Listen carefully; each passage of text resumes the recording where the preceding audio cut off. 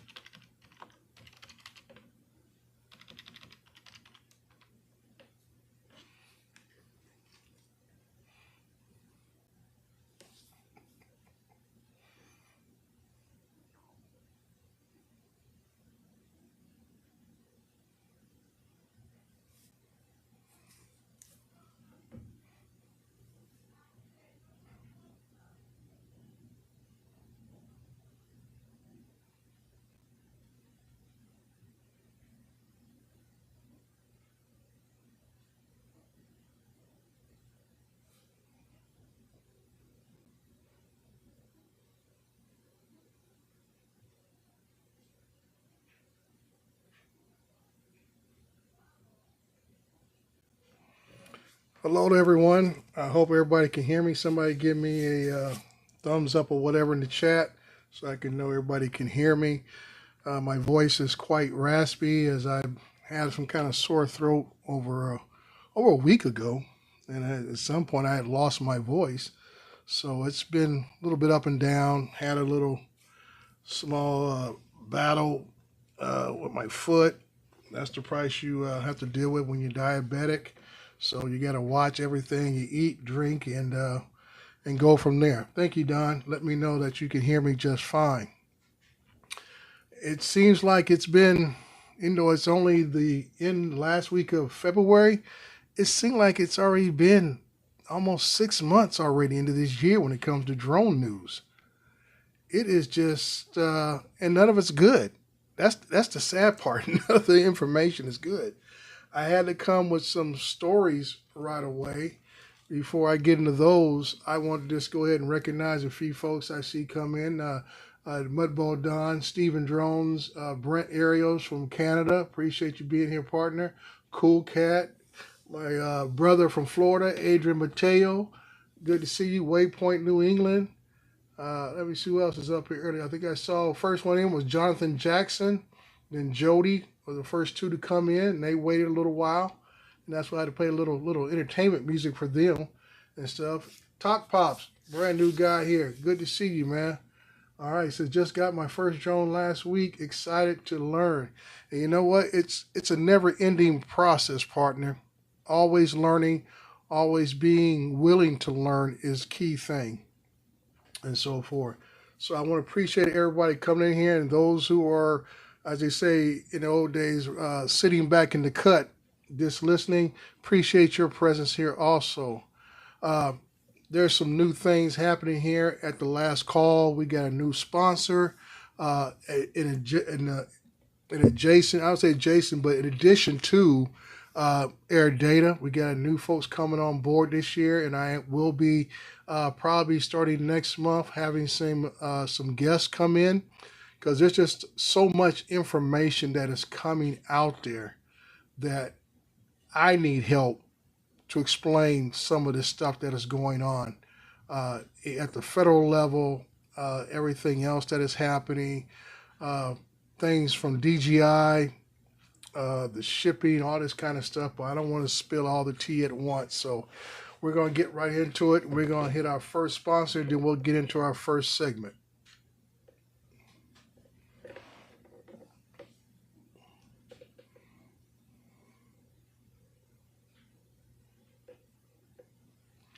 All right. Now, I felt I had to create a certain segment of this show just to cover this information. And this information, I call it the FAA Justice Files, because it is getting basically out of control. And as much as we may not like it, as much as drone pilots, we have to accept the good players along with the bad players, because we all get lumped into the same basket when something goes good and then when something goes wrong. So some of this stuff will be a recap of things you guys have heard from other YouTubers out there and in your regular daily news, and some of this may be new to some of you guys. So we'll start with the obvious. I'm not going to give people names, because I think some folks don't deserve to have their name mentioned to their incidents. So we'll start with the wildfires out here, which were about 50 miles away from my home here in Southern California. Individual, you've heard all the news, took it upon himself to go fly his little Mini 3 Pro, whatever it was, out there. And this is what I try to explain to people all the time. Even though you may think you're outside of the TFR, firefighting aircraft still have to go back, refuel, reload, the fire retardant, all these different things, and they come in at a low altitude from the time they take off from the airport to the time they return. So sometimes you don't even have to be within the TFR to be in the way. And I'm just trying to get this guy the benefit of the doubt, just for argument's sake, that he probably thought he was far enough away, because he took off from a city called Culver City, which is just south, I would say a little bit southeast of where the Palisades fire was at. And even though it is a grid area, he probably thought he was not going to be that much in the way, even though he flew his drone beyond visual line of sight. He was over 1.5 miles down the road, and he didn't know what was going on. And we don't know the actual details of the story from the pilots to where they heard a noise, because like I said, they didn't know the aircraft had been struck until it went back and landed, and they do an obvious check of your aircraft, just like we do our drones. We check our drones, or supposed to be checking our drones after each flight. But getting to the end of here, individuals caught, sentencing part, He was slapped with some up to about $65,000 in fine, which is basically to recover the cost of the repair for the aircraft. And it's just the civil stuff. Also, he got slapped with 150 hours of community service on wildfire prevention, and and I don't know what else, because also they talked about how this drone wasn't registered. He wasn't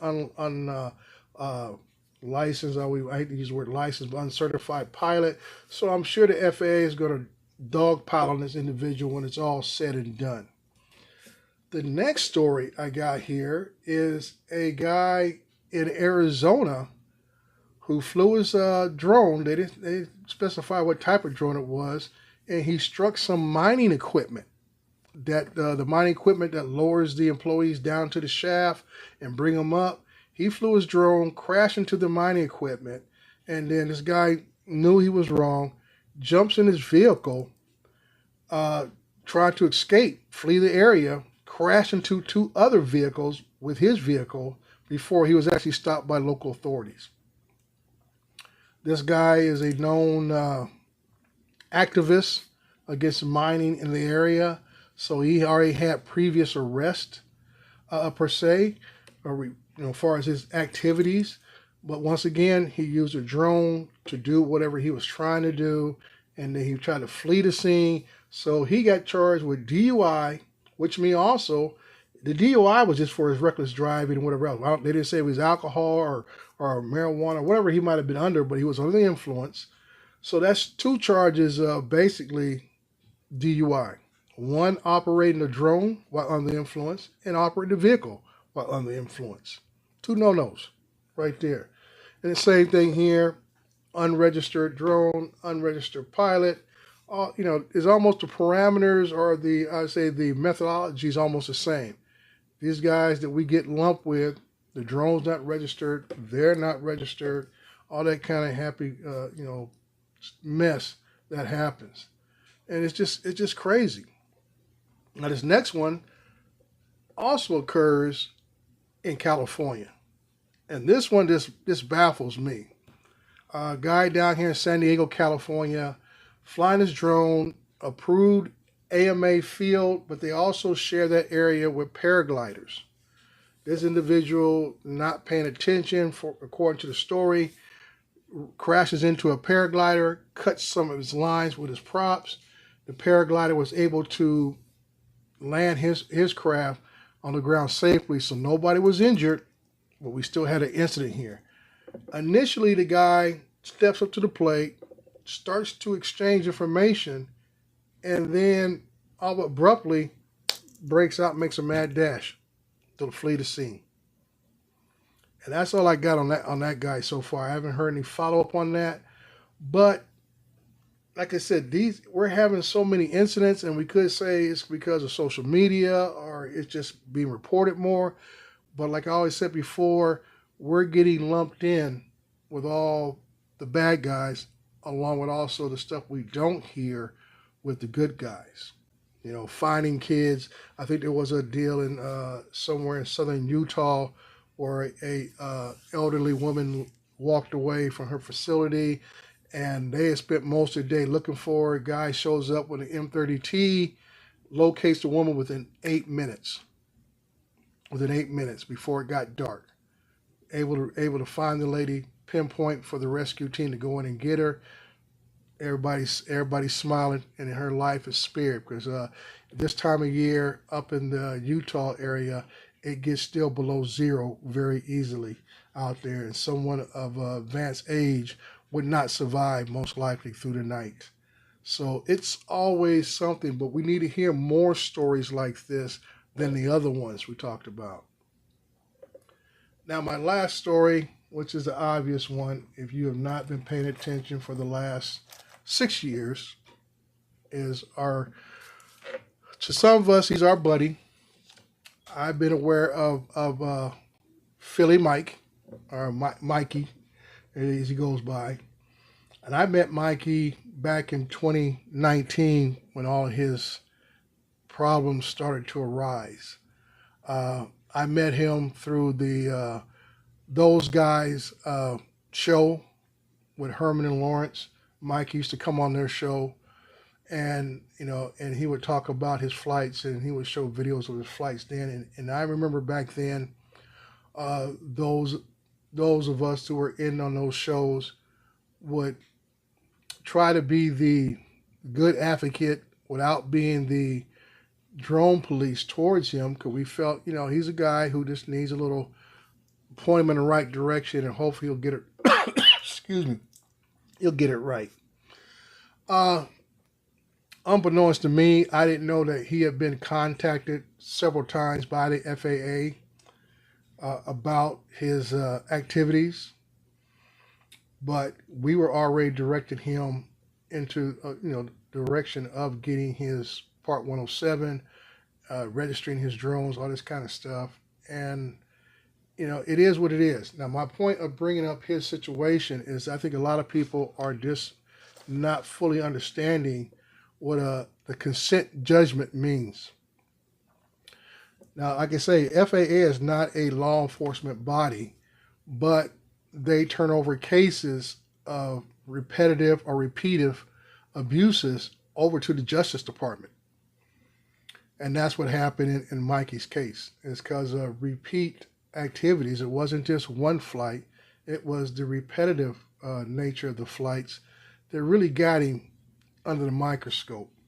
Now, getting back to this consent judgment of everything that's happened to Mikey, I'm not going to go over all the fine details, but this was a consent judgment means it is agreed upon between both parties. It is agreed upon by Mikey's team and by the DOJ's people to come up to a solution that they feel best suits the offense. Now, Mikey has, most of you have known him for a while, and he lost just about everything. It's very unheard of, but I always tell people, when you have, from my background in law enforcement, when you have someone who is a multiple DUI offender, we take away everything. We take away your ability to drive a vehicle. We take away just about everything you can with a vehicle. And sometimes if driving is part of your livelihood, you lose that livelihood also, because you're a repeat offender. And that's the way Mikey was treated, as a repeat offender. And, I hear some folks say he was robbed, but like I said, this was a consent judgment. So it was agreed upon by both parties in this. Now, you can say that, he got picked on. And these are the things, when you're a repeat offender, I hope you have deep pockets to defend yourself, and be able to hire some of the best attorneys out there to, try not to lose whatever it is that you're losing. And like I say, Joe, I wish he could have got some help, but sometimes when we've all heard his plea. His thing was, what can they take from me? I don't have no money, whatever. And I always told folks, this was not about the money. This was about compliance. Okay? And this is how you gain compliance, when you take away the ability for that individual to continue the continual offenses. You take it away from them. And that's all I'm going to say on that from there. But here we go again. We're going to move on to our next segment, and we're going to introduce our next sponsor, brand new sponsor. I've been a follower of theirs for several years, and I had a chance to meet with these gentlemen at the Las Vegas meetup, and I took that as an opportunity to lay the foundation in speaking with them and having them come on board as a sponsor of my podcast. And I appreciated talking with these individuals. So I'm not going to say much more and spoil it, but I'll let you just go ahead and watch the promo.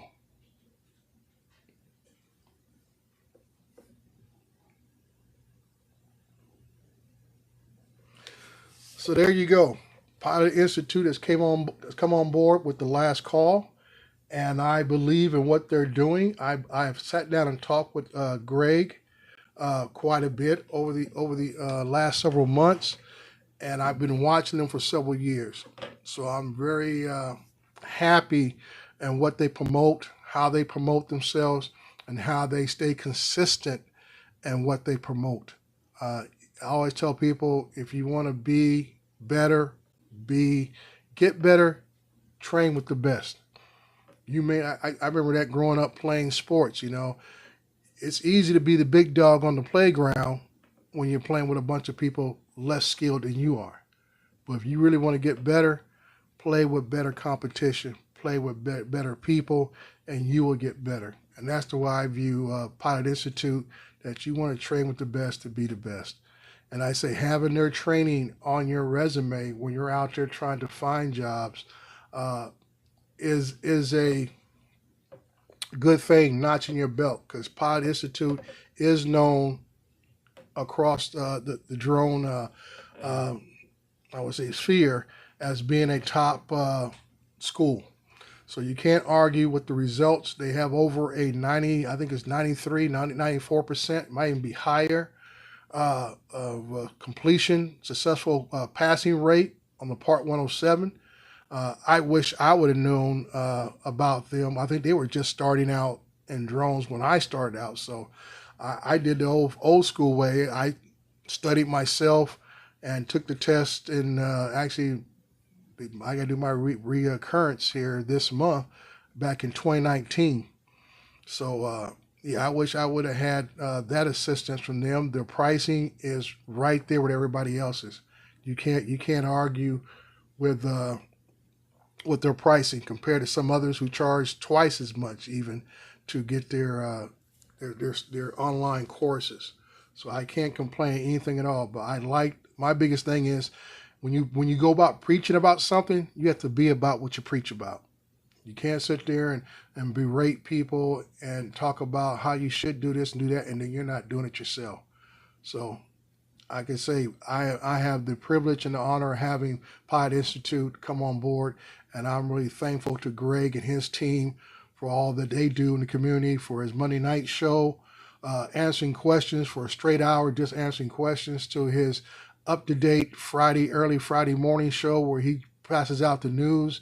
If you're not able to make it to either one of those, try to give a little time for yourself, because both of those two activities right there are educational, if nothing else. It will keep you informed of what's going on. Okay. We're going to keep pushing on here. And most of you know I do drone work. My own business on the side is a part-time gig, but I also fly for the city that I work for as part of the risk department for my city, safety officer, a position that I hold. I do fly quite a bit for the city. Everything from, if you've seen my Mount Vernon Bridge, I do monthly. That's for the city.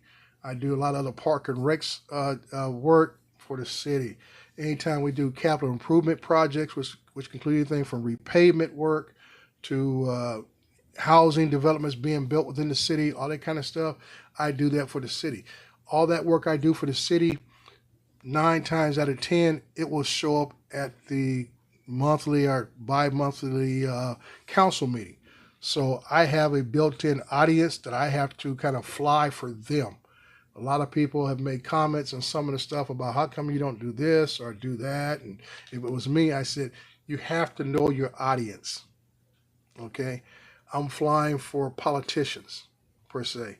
So I need to make sure that the directors who are presenting this information, it is easy for them to understand, and it covers all the bells and whistles of the council staff and elected officials, that I may get maybe no more than a 10 to maybe 20-second clip that they actually see of what I do. So that's what's important to me when I provide footage for them, is that I'm trying to make sure they get what they need for the presentations. All right. Now, going back last month, DJI, which I had this was coming down the pipe. If you wasn't paying attention, a year ago, roughly almost a year ago, DJI had removed all the geofencing in the UK and across most of Europe. And I think they used that more of a test case than anything else to see how it would turn out. Now, there wasn't no massive amount of incidents of drones colliding with anything or anybody, which is good, which I think allowed for this new change to occur here in the United States. But as a commercial flyer, there are different ways that we fly compared to hobbyists that go out there. For those who are hobbyists in here, most of you never use an internet connection while you're out because there's really no need for it. But as a commercial operator, where we use different programs other than the Fly app, Go 4 app, Pilot, original Pilot app, Pilot 2 app, there are reasons why we need to have an internet connection in some of these places that we go. And like I said, when you use third-party apps like Drone Deploy, Pix4D, if you're doing stuff, I haven't used their software in a while, which is the around the tip of my tongue, but it's the accident recreation software that that's out there, and I believe all of those required at some point that you had to have an internet connection for you to have the most updated information. Even it might be the maps that are there, because if you don't have it connected, you don't get it map. All you might get is your drone icon on a blank white screen, and then the drone takes off. You don't get the terrestrial map that comes with it when you're connected to the internet. And sometimes, thanks, Don, I don't put enough flips in my flight. But sometimes you need to have that because there are times when I need to turn off. Hey, how you doing, Steve? So there are times when I need to turn off the obstacle avoidance system. So it's even more critical that, depends on where I'm at, that I may need internet connection so I can look at the map. And that's why I always tell people about walking a site before I fly, because I'm trying to assess the hazards that are there. But once that flight takes off, I may not be able to see the backside of a building or what the case is, where I may have to rely upon those obstacle avoidance situations and stuff. I may not, or I may have turned them off. And I know that once I get to a certain point, I may have to adjust the flight of the drone to avoid the building, avoid some trees that have not been trimmed, avoid something else. All these different things can occur. So the reason why I'm getting to this is that I have noticed it's happened to me on 2 different sites where out of my routine, I automatically turn on my phone's hotspot. And what has happened is, because of the removal of the geofencing, the drone gets confused on what different airspace there is. So all of a sudden you're flying somewhere that you've flown several times before, and sometimes it just happened yesterday where it's a Class G airspace with a warning hazard. All of a sudden the drone views that as a restricted area, and it's quite baffling. So the first time it happened, lucky that day I had 3 different drones with me, and like I say, none of the drones could fly it because I was still turning on my hotspot and didn't realize it. The next week I had to go back out to a flight that's about a half mile away, got it done, but not the altitude that I needed to get it done, but I still got the job done. And then like yesterday's flight, I thought about it and I said, turn off the hotspot. Once I did that, put the drone back up, flew the rest of the job, no problem. So if you're getting unusual warnings, or it tells you that you're in a restricted flight area, if you do use your phone as a hotspot, or you have a hotspot out there, that is one thing I've learned, that you may need to turn that off for the drone to fly the program that you have set for it. So that's something I have learned. I said yesterday's event was in a Class G area, but it had a slight warning zone near the edge of a hospital that's about 6 miles away, but it gives you like a warning zone. But yesterday, it actually stopped the drone dead in its tracks, mid mid-flight. And I'm like, what is going on here again? Never had this issue ever happen. The other location is multiple controlled airspace where I've had to have a unlock to fly there and all this kind of stuff and everything else. And you're talking about unlocks, DJI does not do any unlocks anymore. Let me say again, DJI does not do any unlocks anymore. So if you're flying in controlled airspace, that's what you're flying in, okay? You have to be your own regulator, all right? The drones pretty much are supposed to be able to fly whatever altitudes, but I still get a sense of my work that I've done over the last 30 days that whatever the hard number is, if you're in controlled airspace, the drone still has it somewhere where it will not fly or may fly differently. When I say differently, it may not be able to get the full altitudes that you used to get, or the case may be. So you have to be mindful of some of the practices that you used to do and have to kind of work through them. And like I say, there's no one from DJI that's going to give you any information or answers regarding that. And so it's kind of like a trial and error situation that I've had to stumble through for the last 30 days, where some flights are not affected, other flights have had issues, and that's going from Class G airspace to Class D, Class C, and I mean, those are normally the ones I fly in. So it's a lot of just going through your pre-flight. And like I say, if you run into a situation where all of a sudden your drone is picking up some type of a warning that you've never seen before, whatever the case may be, because I've talked to the FAA, especially on the site that I have multiple airspace, and they assured me that there has not been any changes on their side.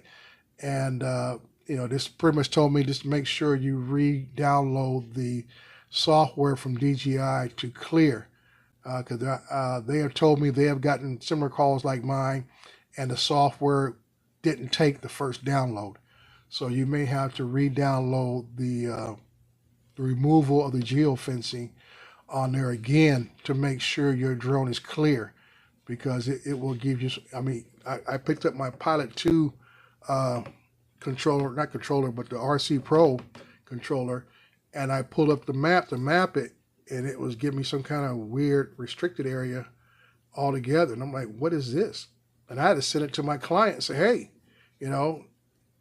this is what's going on here, But like I said, when you're dealing with people, we're dealing with money, results is all they want. So you got to be able to think on your feet out in the field to get the job done. So it's a lot more have been put on our shoulders as pilots, especially for us commercial, commercial pilots. A lot more is placed on our shoulders to get the job done. And we all know, and I preach this a lot, that, time is money. So you don't get to go out and practice fly a lot of places unless it's right down the street from where you live. Sometimes these places that I go to are, half an hour away or whatever. So you're out there right there on the spot, needing to get things done, need things to go smoothly, and there is no aid to help you get through it in case something comes up that is not normal. So it's tough, and that's why I watched a Dylan Gorman video today, and he's I would call him one of the OGs of mapping. And he was talking about he did his walk around and all the different obstacles he had to deal with, along with spatial awareness, not just in the sky.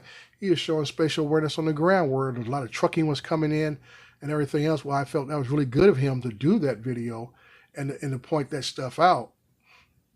But like he was even saying that, sometimes you're flying at such altitudes, and sometimes when I say altitudes, not so much high altitude, sometimes it's very low, where he was flying 25 feet above the roof of a building.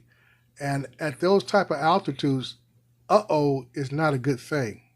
Because the next thing you're going to do is you're going to yell out a cuss word and you're going to say, I lost my drone, because it hit something up there or it ran into something else. to where if I had some kind of other type of measures in place, that may not be the case. But like I said, there's a lot more going on our shoulders, a lot more risk on our side to get these jobs done. Thank you, Bill. Thumbs ups are great. I can't see it on my end because I can't refresh the page, but I appreciate any thumbs up, any subscribers to this. Like I said, I have a lot of numbers you guys see, but I'm not looking to become monetized. So it's just about getting these videos that I do, especially the ones I do out in the field, that you guys see me out there doing work. And that's why I do those type of videos. I mean, it's quite easy to sit in the studio like I'm here in my office at home and talk about certain things. But when you're out in the field, when you explain things, how you do it, where you're doing that, I think people gain a lot more insight on how to do certain things with drones. But like I say, it's been a great day today. My foot is feeling better. All I can ask people, let's not have, I can't say let's not have any more incidents, but I feel like, we almost got to go backwards to where maybe we may have to go back to those things of drone policing ourselves, others, to keep ourselves off the the evening news. Because I mean, it's like that's five incidents within the last 30 days. And I always feel like at this pace, we're going to be up there right behind school shootings pretty soon. Drone does this, drone does that. And I said, and it's just harmful to the industry. And the last thing we'll talk about here is what is going on, DJI, FAA, Customs, and the rest of the U.S. government. I, too, have fallen victim of the custom irregularities. Because officially it's not a ban, so all we can call it is the irregularity of customs. This started back around October, and I talked about it then, and everybody's talking about, well, I got my Neo, no problem, and all this kind of stuff. And I was like, well, I'm hearing too many other stories that people's stuff is getting held up for 2 or 3 weeks, and then some people of late, more often than anything else, stuff has been simply just returned back to DJI. And I believe Vic Moss went to D.C. this last week to try to talk to some of the powers that be and hopefully get some kind of resolution on this, because like I said before, if it was something that was going to be consistent across the board, I can understand that. I can grasp that concept. But it's very frustrating and hard to understand when somebody in Utah can get a drone, but the guy in Florida can't get the same drone. It gets turned away at customs, or anywhere else. It doesn't make any rhyme or reason, and that's really the unfortunate part. And yeah, Don, you haven't had any issues, and that's what's sad, because that way we as the consumer, the public, then we can make better decisions. If I know that the United States is not allowing DJI products, because the product I had turned away was the expansion battery, the Power 2000. That got sent back. It wasn't even a drone. Okay, but like I said, a lot of folks that had the Nanos, the Air 3, and those got held up in customs or actually got sent back. And then when the flip comes out, it was like no big deal. But like I tell a lot of people, you have to look at the big retailers and see what they're allowed to get. And I can say mostly everything anybody has gotten in the last 60 days has come from DJI itself. You wasn't getting it from Amazon. You wasn't getting it from Best Buy. You wasn't getting it from B&H, Autorama, some of the places that a lot of us normally buy our stuff from. And I know some mom and pop people were trying to do their best to take pre-orders. Well, I'm not a fan of pre-orders, and I know a lot of folks are the same way. My money spends my money spends good, that means you should have my product. You know, don't take a pre-order from me and you don't have what I need in hand. You know, and I said, what's going to happen when you can't get it? So, you know, that's my take on that part right there. Is that, you know, the mom and pop people are really hurting because they're hoping, dreaming that a shipment will get through to them so they can make the orders that they've taken. If not, now they got to return in people's money, which they may have needed that money to shore up their bottom lines, pay the mortgage, pay the electric bill, you know, whatever the case may be, and now you got to get that money back. So I hope one way or another that people like Vic Moss and those others who are advocating on our behalf can get some kind of resolution. My thing is, if it's going to be that DJI products are not going to be accepted into the United States, just let us know. Just let us know. That way we can make informed decisions on what we should be buying or can buy. You know, playing this guessing game of, I don't know, I'm going to go ahead and buy it.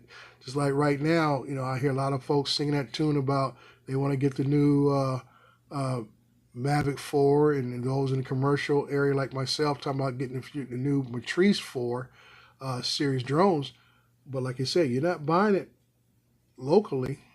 You know, you got to buy from DJI. So now you got to sit there and see if it'll make it through customs.